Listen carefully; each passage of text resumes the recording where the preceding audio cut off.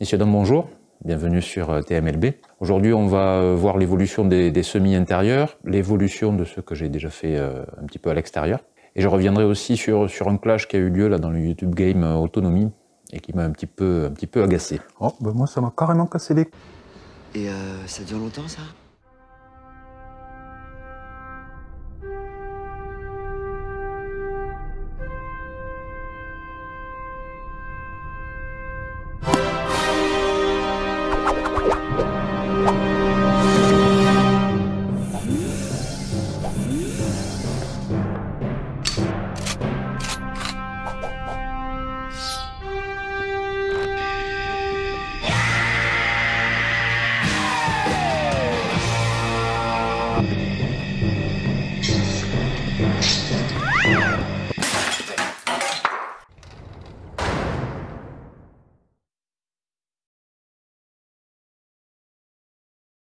Au niveau des semis intérieurs, ben, la différence entre terreau maison et terreau du commerce se confirme, hein. Surtout pour les aubergines et les poivrons.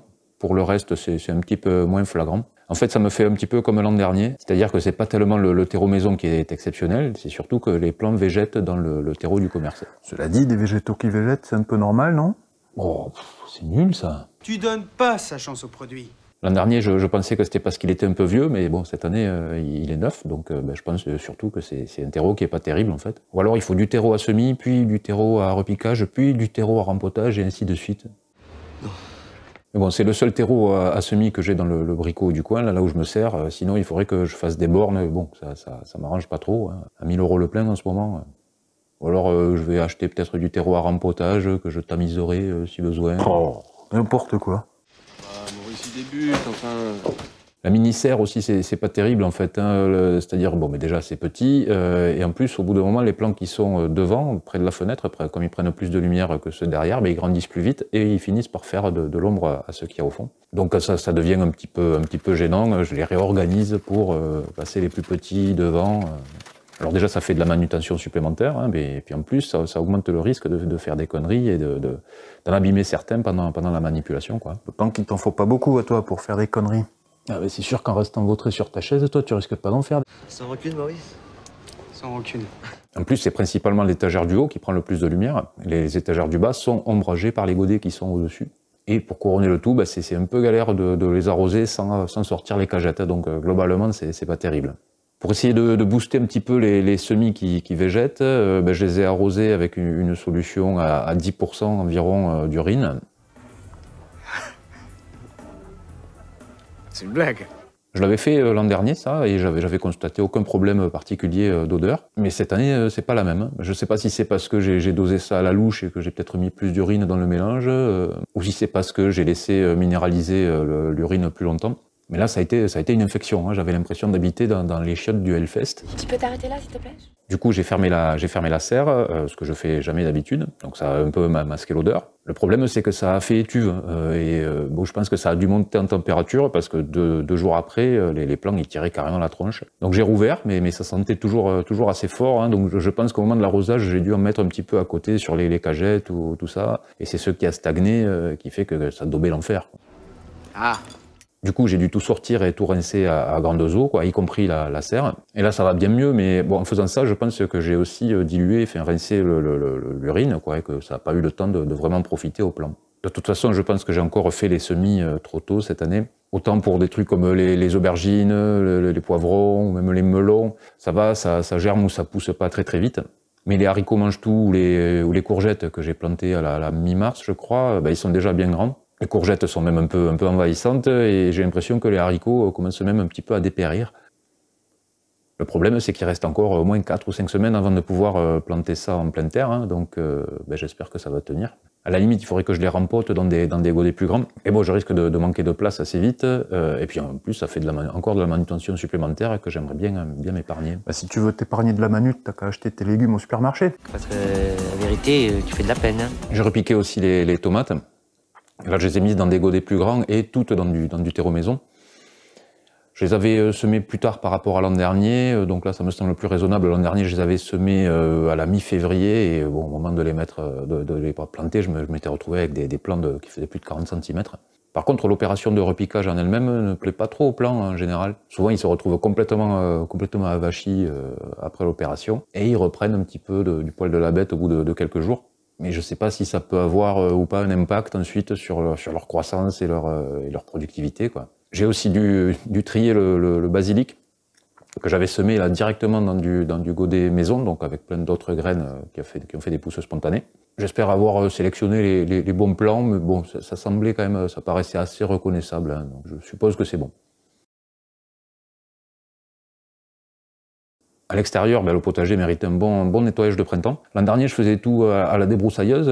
Alors déjà, ça prend un temps fou, et en plus, il faut ramasser la matière ensuite, hein. Donc là, j'ai pu m'acheter une tondeuse, hein. Comme j'ai déjà pas mal d'outils de la gamme, je me suis pris une Ryobi sur batterie, une Concept One Plus, hein, c'est-à-dire une tondeuse alimentée par une batterie lithium 18 volts One Plus, avec poignée ergonomique double commande ajustable, encore plus facile à manœuvrer et toujours plus de confort. Une poignée ergonomique avec grip pour une prise en main ferme et confortable. Poignée ajustable en hauteur sur 3 positions pour un confort. Tu fais un placement de produit là? Ouais, c'est classe, hein? Non, déjà pas forcément. Mais surtout le principe c'est que la marque te contacte et te file des thunes pour ça. Et là c'est pas le cas. Ouais, je vois ce que tu veux dire. Donc j'ai tondu tout le potager, mais comme c'était déjà bien haut et plutôt humide, j'ai pas mal galéré. C'est-à-dire que pour tondre un peu moins de 400 mètres carrés, j'ai vidé 2 fois mes 3 batteries. Donc j'espère qu'avec au rythme de croisière, quoi, avec de l'herbe moins haute, ce sera un peu plus efficace. Ensuite, j'ai passé la débroussailleuse sur les 4 planches d'engrais vert, et là aussi, ça a été pas mal galère, hein. C'était extrêmement dru. Du coup, j'ai pas pu vraiment couper à ras. J'ai fait ça avec la lame métal. Je sais pas, peut-être que ça aurait été plus efficace en remettant la bobine de fil. Ouais, mais t'as jamais compris comment on remettait ça. Tu m'emmerdes. Quel gracieux. Quelques jours plus tard, donc j'ai bâché ces 4 planches, mais bon, encore une fois, je vais pouvoir laisser ça sous bâche que 4-5 semaines avant d'y planter des trucs dedans, quoi. Donc je sais pas si ça va avoir vraiment eu le temps de décomposer. Je pense pas, ça va être un peu short à mon avis. Cela dit, au final, le potager est quand même bien plus présentable, et ça, quand même, ça fait plaisir. J'ai aussi planté en pleine terre les quelques laitues que j'avais, et les 2 seuls pieds d'épinards qui avaient germé. Mais bon, je pense qu'ils sont pas vraiment en forme, et ça m'étonnerait qu'ils survivent. En fait, ils sont morts les deux. Ils sont morts tous les deux. En fait, en 4 saisons, j'ai jamais réussi à faire des épinards, ce qui pourtant ne semble pas super difficile comme culture. Bon, forcément, quelques jours après avoir planté tout ça, il a fait de fortes gelées. Donc même les laitues, je les sens mal barrées. Cela dit, c'est des semis qu'on peut refaire quand même régulièrement pendant un moment, hein, donc j'en ai d'autres en attente que je planterai plus tard. Donc au final, j'ai la petite planche avec les salades, les 4 planches d'engrais vert bâchés, la planche où j'essaye de faire remonter en graines des carottes et des betteraves de l'an dernier. Sur cette même planche, il y a quelques oignons et échalotes qui n'avaient rien donné l'an dernier et qui là se décident à vouloir pousser.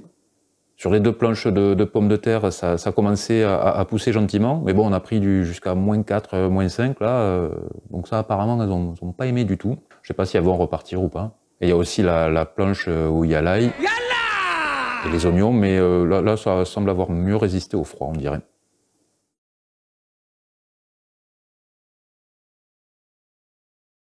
Récemment, il y a eu un drama là, dans le YouTube game Perma Autonomie. Certains d'entre vous sont déjà au courant, mais d'autres n'ont peut-être pas suivi ou n'ont peut-être pas tous les éléments. Et beaucoup s'en tapent complètement aussi. Aussi. Et même si c'est très indirectement, j'ai été un petit peu mis en cause là-dedans, donc c'est pour ça que je voulais un peu revenir sur ça. Donc il s'agit de Björn, de la chaîne Ma Ferme Autonome, plus de 200 000 abonnés, qui a consacré une longue vidéo à clasher Alexis, de la chaîne Projet Liberté, moins de 20 000 abonnés. Alors ceux qui me suivent savent que je connais un petit peu Alexis, hein, j'ai même participé à un live sur sa chaîne, mais le but ici c'est pas de le défendre. Pourquoi?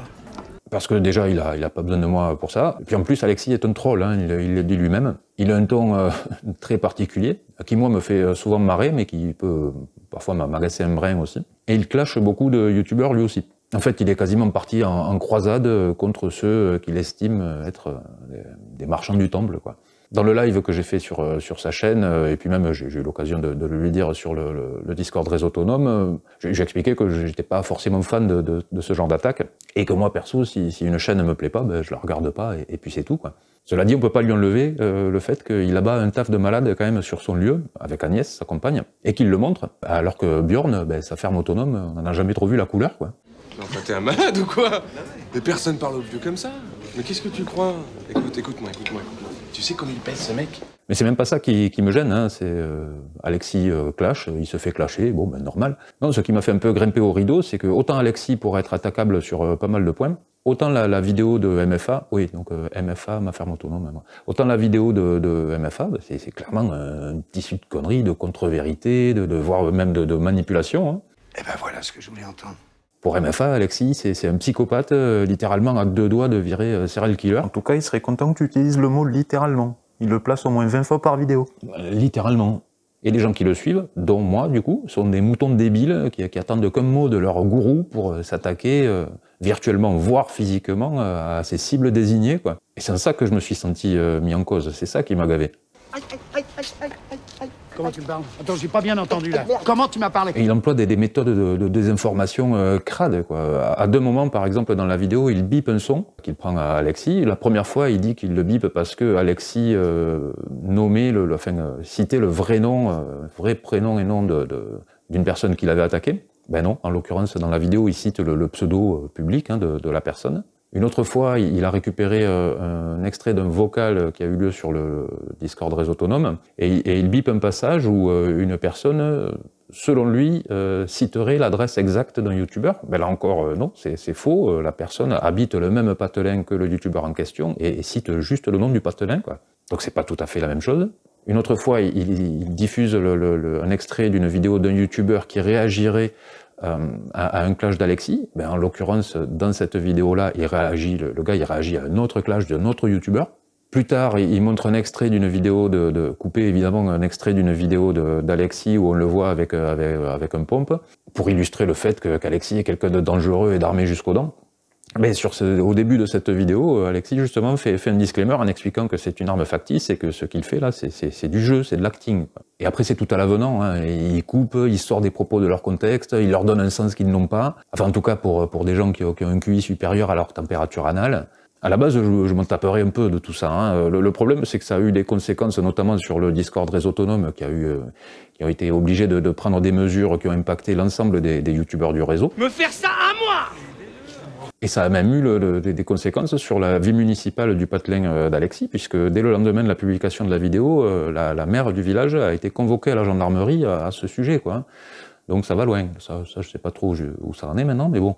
Donc je vous mets le lien de 2 vidéos dans la description, là, celui de la vidéo de MFA et celui de la vidéo de réaction d'Alexis, comme ça vous pourrez vous faire votre propre opinion. Enfin, dans tous les cas, je trouve ça dommage, quoi. D'autant qu'encore une fois, Alexis peut être attaqué sur pas mal de choses, hein. Il est tout le temps dans la provoque, et puis c'est quand même un gars qui est capable de démonter complètement un broyeur en panne avant de s'apercevoir que c'est la rallonge qui est naze, quoi. Ah, tu m'as tué. Du coup, pour MFA, c'était pas nécessaire de tomber dans la caricature comme ça et de raconter n'importe quoi, sous couvert d'anonymat, hein, parce que Björn ne se montre pas en vidéo, et en s'appuyant sur une communauté 10 fois supérieure à sa cible, quoi. Et juste un dernier détail, la vidéo de MFA s'appelle « Un élu appelle à flinguer un non-vacciné ». Niveau putaclic, il y a du level quand même, hein. C'est rien de le dire. Ben, il s'avère que je suis moi-même non-vacciné, pour des raisons qui regardent que moi. Ben, ça m'a pas empêché d'être invité sur sa chaîne, et d'être même modérateur sur ses lives, hein, comme quoi. Pour en revenir à ce qui nous intéresse, hein, le potager, ben, le bilan de tout ça, c'est qu'encore une fois, la saison, ça n'ose pas sous les meilleurs auspices, hein. Entre les semis intérieurs qui dépérissent et les gelées qui ont fait pas mal de dégâts à l'extérieur, je pense qu'on est encore mal barré. Et plus globalement, contrairement à ce que je pensais, au plus j'avance, ben, au plus le potager me prend du temps, en fait. Il y aurait pas mal de trucs que j'aurais voulu tester, hein, faire un rocket stove pour la conservation, me faire un poulailler et avoir des poules, essayer de nouvelles espèces, essayer de faire de la transformation à petite échelle, hein, comme je sais pas, de la farine par exemple. Il faut du blé pour ça. Mais j'ai clairement pas assez de temps pour ça. Et pour la chaîne, ben, je stagne toujours de manière assez désespérante. Si je fais pas de collaboration avec de grosses chaînes ou si des chaînes un peu importantes me font pas de pub, ben, je progresse pas du tout. Donc si vous avez une chaîne importante, eh ben, n'hésitez pas, hein, vous n'avez pas besoin de me demander la permission. Et puis sinon... Eh ben, c'est pas grave, c'est parfait, on s'en passera. Qu'est-ce que vous voulez que je vous dise? Ça demande pas mal de temps tout ça, donc c'est pas super motivant, mais bon, tant que je prendrai du plaisir à le faire, je continuerai. Et c'est ça le principal. Tu rêves? Tu tiendras pas une saison. C'est la fin de cette vidéo. J'espère qu'elle vous aura plu, que vous y aurez appris 2-3 trucs à pas faire. Salut! Salut. J'ai pas dit mon dernier mot. Bah tant mieux. Dans le milieu, dans le YouTube game, commence bien. Puis du terroir rempli. Et puis c'est principalement l'étagère du haut qui prend le plus de lumière, hein, sur les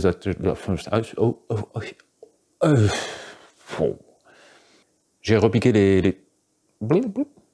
Mais bon, comme c'était déjà bien haut et puis un peu humide aussi, j'ai pas mal En fait, en 4 saisons, j'ai jamais réussi à parler. En fait, en 4... Oh, il y a réussi... Donc c'est pour ça que je vous...